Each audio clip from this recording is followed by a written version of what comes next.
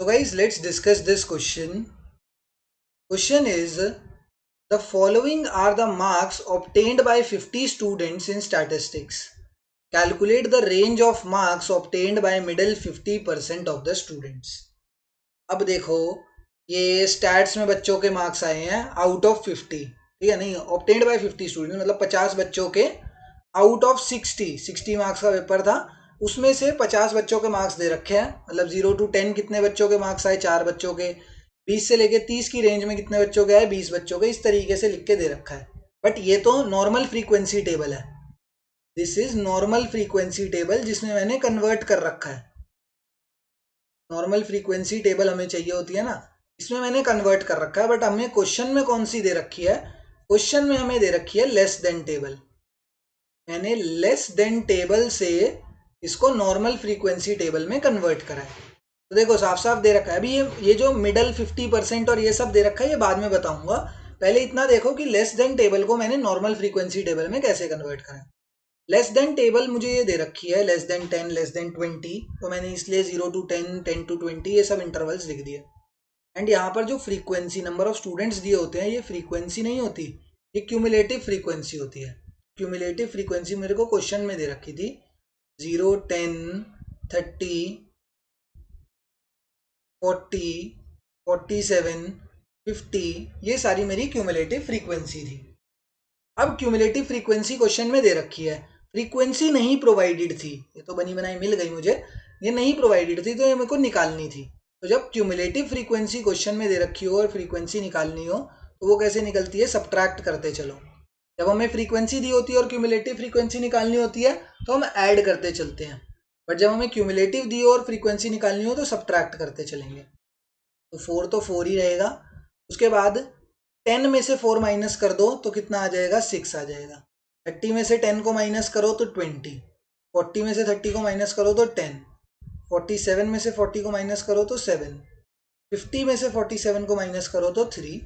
ये सारी वैल्यूज मेरी किसकी आ जाएंगी, ऐसे करके इस मेथड के थ्रू मेरी क्यूमुलेटिव फ्रीक्वेंसी नहीं नॉर्मल फ्रीक्वेंसी की वैल्यू आ जाएगी।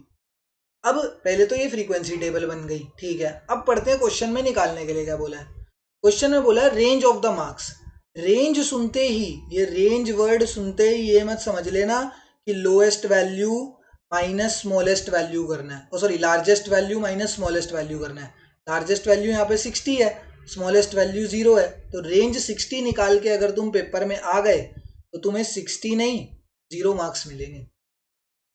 मतलब मैं ये कहना चाह रहा हूँ इस क्वेश्चन में रेंज नहीं निकालना हमें, क्वेश्चन पूरा पढ़ो क्या बोला गया है। तो क्वेश्चन में हमें बोला गया है कि find the range of marks obtained by middle 50% of the students. Middle 50% बच्चों के कितने मार्क्स हैं, तो मैंने एक चीज बताई थी और अगर नहीं सुनी तो इस बारी फिर सुनो। मिडल 50% बच्चों का जब आ जाए या मिडल 50% आ जाए तो किससे रिलेट कर लेना है, मिडल 50% हमेशा कोटाइल से रिलेटेड होता है। इससे रिलेटेड होता है कोटाइल से। एंड यहाँ पर हमें रेंज निकालनी है तो हमें कोटाइल की रेंज निकालनी होगी। एंड कोटाइल की रेंज का एक नाम होता है जिसको हम बोलते हैं इंटर कोटाइल रेंज। इसको हम क्या बोलते हैं, इंटर कोटाइल रेंज बोलते हैं। तो हमें इस क्वेश्चन के अंदर इंटर कोटाइल रेंज निकाल के दिखानी है। क्या निकाल के दिखानी है, इंटर कोटाइल रेंज निकाल के दिखानी है। इसका फॉर्मूला क्या होता है, उसका फॉर्मूला होता है Q3 माइनस Q1। इसका फॉर्मूला होता है Q3 minus Q1 is the formula of inter quartile range. अब ये तो इंटर कोटाइल रेंज का फॉर्मूला है, अब इसके लिए मुझे Q3 और Q1 भी तो निकालना पड़ेगा। तो Q3 और Q1 कैसे निकलेगा वो देखते हैं। अब पहले Q1 निकालते हैं फिर Q3 निकालेंगे।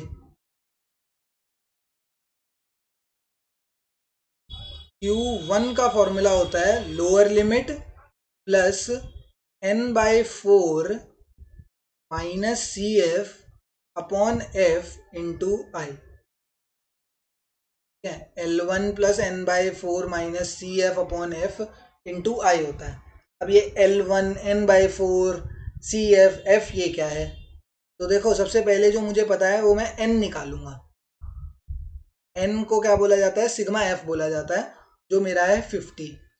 ठीक है, एन कैसे निकाला जाता है यार, इन सबको ऐड कर दो, सिग्मा एफ कर दो, जितनी भी फ्रीक्वेंसीज है सबको ऐड करोगे वही हमारा एन होगा।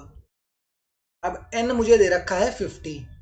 मुझे जो मेरी ये जो L1 और ये सारी वैल्यूज हैं ये मेरी तब निकल पाएंगी जब मैं Q1 क्लास निकालूंगा।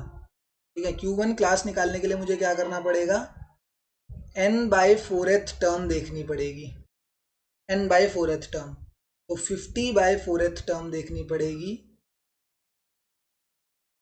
50/4th टर्म होती है 12.5th टर्म।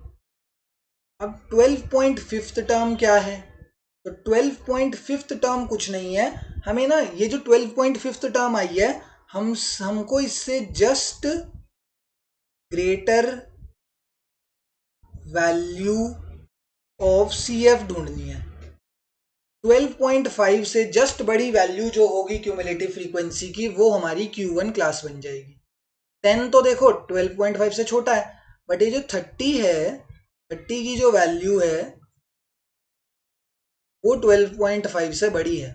12.5 से बड़ी ये सारी वैल्यूज हैं, 40 भी 47 भी, बट मैंने क्या कहा जस्ट उससे बड़ी जो वैल्यू होगी, तो जस्ट उससे बड़ी जो वैल्यू है वो है 30। तो ये मेरी आ गई Q1 क्लास, मेरी Q1 क्लास आ गई। Q1 क्लास आने के बाद अब मुझे क्या करना है, Q1 क्लास मेरी आ गई, Q1 क्लास की जो लोअर लिमिट है वो यहाँ पर मुझे पुट करनी है।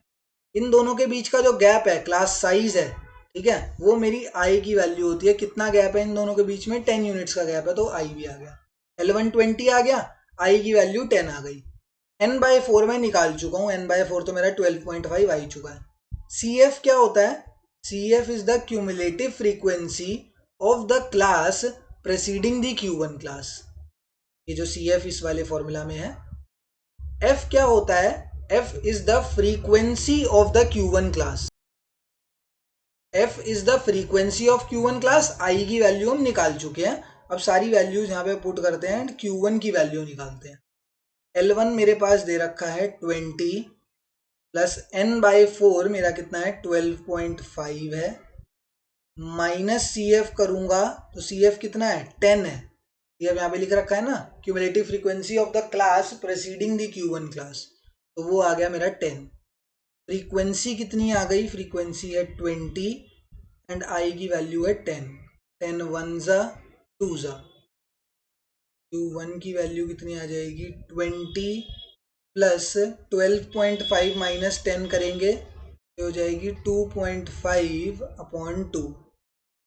Q1 की वैल्यू पता है कितनी आएगी, Q1 की वैल्यू आ जाएगी मेरी 21.25।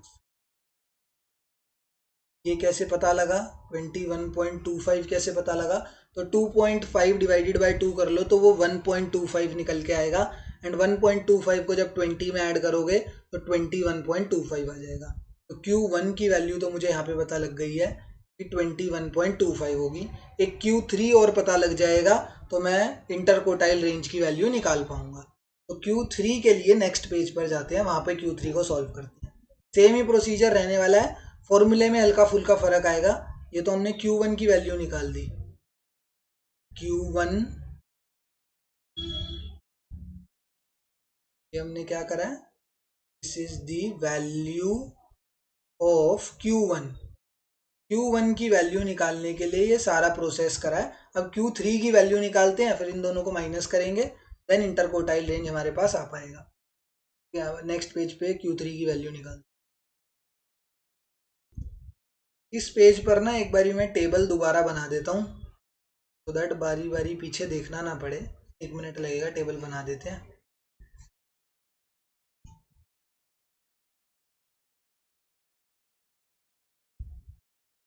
क्लास इंटरवल्स, फ्रीक्वेंसी और cumulative frequency, 0 to 10, 10 to 20, 20 to 30, 30 to 40, 40 to 50 and then 50 to 60। ये मेरी वैल्यू हो गई, ये सारी मेरी क्यूमुलेटिव फ्रीक्वेंसी की वैल्यू हो गई। सॉरी, ये मेरी सारी क्लास इंटरवल्स की वैल्यू हो गई। फ्रीक्वेंसी कितना था, फ्रीक्वेंसी मेरे को क्वेश्चन में दे रखा था, या क्यूमुलेटिव फ्रीक्वेंसी मुझे क्वेश्चन में दे रखा था 4, 10, 30, 40, 47 और 50। एंड इनको यूज़ करके मैंने फ्रीक्वेंसी कितनी निकाली थी अपनी, तो 4, 6, 20, 10, 7 और 3, ये सारी मैंने फ्रीक्वेंसीज निकाली थी। ये जस्ट अभी पिछले पेज पे दे रखा था, बट वो दोबारा ना बनाना पड़े इसलिए मैंने यहाँ पर लिख दिया है। ठीक है, ये इंटरकोटाइल रेंज को भी ना यहाँ से हटा दो, ये सारा अगले पेज पे कर देंगे। बस इतना ये क्वेश्चन में बताने के लिए था कि इस क्वेश्चन में निकालना क्या है। तो इस क्वेश्चन में हमें इंटरकोटाइल रेंज की वैल्यू निकालनी है। ठीक है, वो अगले पेज पे निकाल देंगे। Q1 हमारे पास आ चुका है, Q1 की वैल्यू 21.25 है। ठीक है, Q3 यहाँ निकालते हैं, value of Q3, value of Q3 यहाँ निकाल देते हैं। Q1 हमारा आ चुका है 21.25, वो पिछले पेज पे निकाल चुके हैं। Q3 के लिए सेम वही प्रोसेस फॉलो करना पड़ेगा, n की वैल्यू निकालनी पड़ेगी। n यहाँ पर है 50, सिग्मा एफ जो होता है वही n होता है, इन सबको ऐड करा, सिग्मा एफ मेरा 50 आया, तो n मेरा 50 आ गया। तो अब मुझे क्या करना है, 3n/4th टर्म देखनी है। कौन सी देखनी है, 3n/4th टर्म। तो n/4th टर्म मेरी आई थी 12.5, तो 3n/4th टर्म मेरी पता है कितनी आ जाएगी, वो मेरी आ जाएगी 37.5th टर्म। 37.5th टर्म मैं कहाँ से ढूंढूँ अब, तो 37.5th टर्म के लिए मुझे देखनी है जस्ट ग्रेटर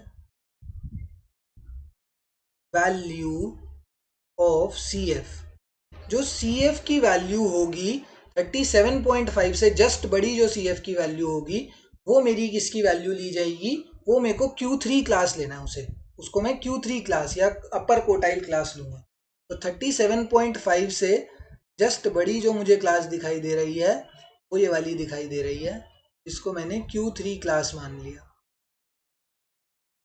इसका जो लोअर लिमिट है उसको L1 ले लेंगे, स्मॉल L1 नहीं। Q3 जब लेते हैं ना तो इसको कैपिटल L1 ले लेते हैं, यहाँ पर भी कैपिटल I ले लेंगे। कितना है कैपिटल I, कैपिटल I की वैल्यू है 10। 10 क्या है, इन दोनों के बीच का जो हमारी Q3 क्लास है, इन दोनों के बीच का जो गैप है दैट इज अवर I। 30 से 40 के बीच में 10 का गैप है। फ्रीक्वेंसी क्या है, फ्रीक्वेंसी और कैपिटल F, पहले इसका फॉर्मूला तो लिख दूं। 3 का फॉर्मूला होता है L1 plus 3n/4 minus CF upon F into I, ये फॉर्मूला होता है Q3 का। ठीक है, L1 मुझे पता लग गया 30, I कितना है, इन दोनों के Q3 क्लास के बीच का गैप वो है 10 यूनिट्स। F क्या है, कैपिटल F, वो है frequency of the Q3 class. Capital CF क्या है, तो वो है cumulative frequency of the class preceding the Q3 class. ठीक है, एंड 3n/4 तो हम निकाल ही चुके हैं, 3n/4 की वैल्यू 37.5 है। अब यहाँ पे वैल्यूज डाल देते हैं Q3 की।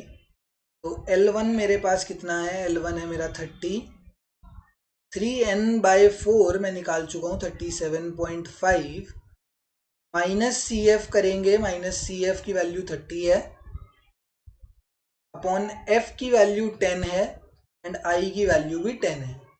10 से 10 हो गया एलिमिनेट, तो Q3 की वैल्यू मेरी आ गई 30 प्लस 7.5, तो Q3 की वैल्यू हो जाएगी 37.5 is the value of Q3।